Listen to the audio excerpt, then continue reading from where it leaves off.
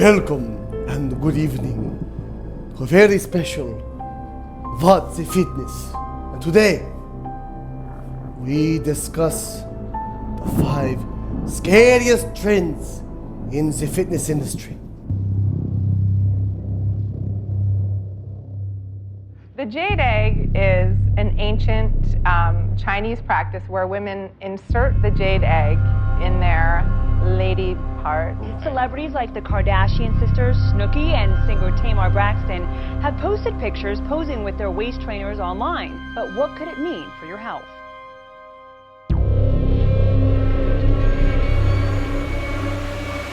Meet the real-life Hulks.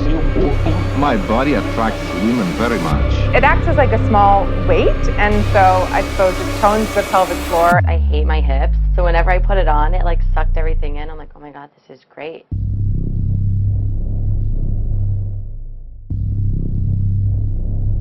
Chino, what do we have? Our beloved friends with Detoxes.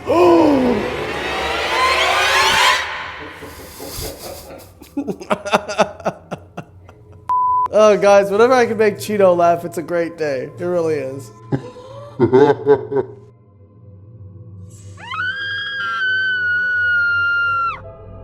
So detoxes, guys, it's very important to ask. So first off, when somebody says something like, oh, you should run a detox, follow that up with, what are we detoxing? Like, what chemicals specifically are we detoxing that our liver and kidneys are not able to handle? Now, typically, if you go say something like that to one of these claims, the people start fumbling over their words and just kind of ramble on about chemicals. But there has been actually a study done looking at detoxes, which concluded that they don't work, they don't detox anything, and it's just a really expensive way to typically take laxatives, not eat, lose 10 pounds, feel like you did something, but you actually did fucking nothing other than lose a bunch of lean body mass and some body fat.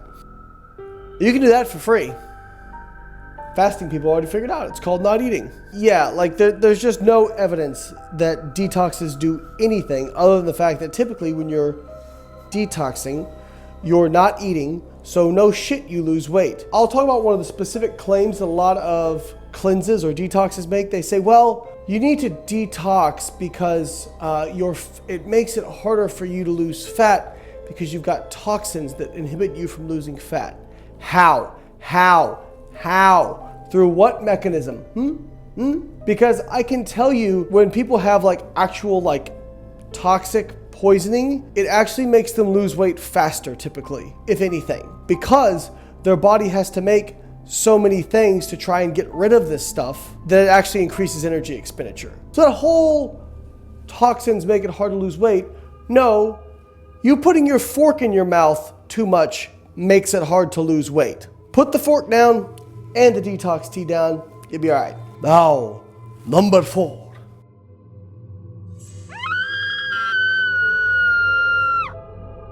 Oh, waist trainers. Oh, my favorite. Yeah, so this trend started probably about 10 years ago, I would say. But actually, there have been waist shapers for a long time. To be clear, there are waist shapers that do work. Like very, very stiff corsets that you wear all the time can change the shape of your body. Now, that being said, if you are changing your shape, if you move something, other shit's gotta move. If you actually were successful in changing the shape of your waist, you could displace organs. In fact, I did have a client years ago who wore 3 squeams, I want to say, all day, and she ended up having organ prolapse and had to have surgery to fix it because it literally displaced some of her organs. Bad fucking idea, people. Bad idea. Guess what happens if you are, let's say you're overweight. I have seen like some overweight people wearing waist trainers at the gym. And listen, first off, awesome for being in the gym. I think that's great. But this is just an example of them focusing on the wrong things. Like that adipose tissue is still there. Even if you changed your shape, the adipose tissue is still there. So have you ever taken your fat on your stomach and like pushed it together? Have you seen what that looks like? So now you're just squishing all that together. It's actually going to look worse if we assume that you could change your shape, which you really can't with those waist trainers. So this is just some dumb shit that companies try to sell you as a magic fix because it's easy, instead of getting you to put in the work to actually make real progress. They don't work, and if they did, they could fuck you up. Don't wear them. Don't waste your money. Number 3.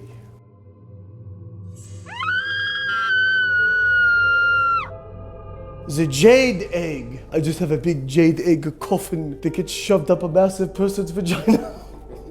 I don't even know what the claims of the Jade Egg are, but apparently women put them up their vagina and it's supposed to do something. I don't even need to debunk this. Like, this is just like saying, I have a third arm.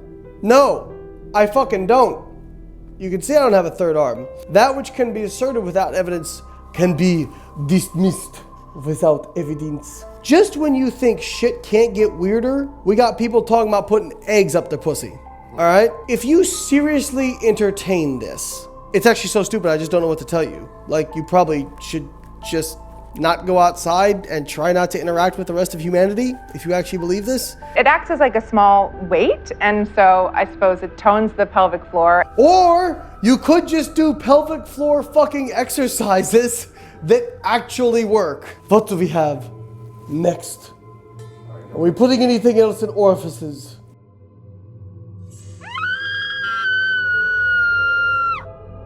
Yes, this is very scary. I deal with them constantly. Yes, unfortunately, we've gotten to... Somebody asked me the other day, I used to post a lot on the bodybuilding message boards, which was essentially social media before social media came out. So we had these things called message boards, kind of like Reddit, I guess. I'm not on Reddit, but kind of like that. And the bodybuilding ones actually were pretty big because it was really the only way we could track our sport. I made probably about 100,000 posts on various message boards over about a 12-year period. It's actually how I kind of got my start in being known. And somebody asked me, like, what's the difference of back then versus now with like Instagram and Fitfluencers? Well, the difference was there wasn't so much in your face where you could look at somebody. Somebody actually had to provide decent content. Now you can put a thong on, stick your ass in the camera, put a motivational quote from Gandhi, and you'll get 100,000 followers. And then you start your OnlyFans site. You don't really need much talent or intelligence to be successful on Instagram if you just put up things that are nice to look at. And men are guilty of this too. Like, there's bro dudes who fucking just take a bunch of steroids, get really jacked, flex in front of the camera, and then sell training programs. Add 1 inch to your arms in 12 weeks program. So it went from the magazines peddling that shit to now it's more direct to consumer, if you will, selling of bullshit. One of those things that's very unfortunate. There's not much we can do about it. But guess what?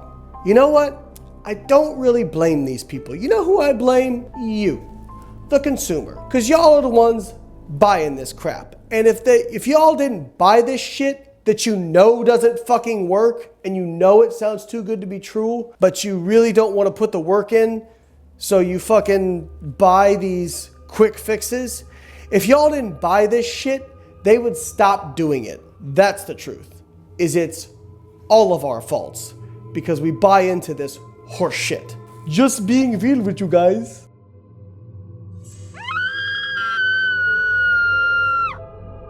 So for those of you who may not be familiar with Synthol, Synthol was actually something that really entered the bodybuilding realm. I want to say in like the early 2000s we started to see it. So guys would inject Synthol it's basically just oil, to enhance the size of various muscle groups, particularly arms and calves and that sort of thing. Some people took it to a really far extreme, and we always see those where they just look so ridiculous and stupid that we make fun of them.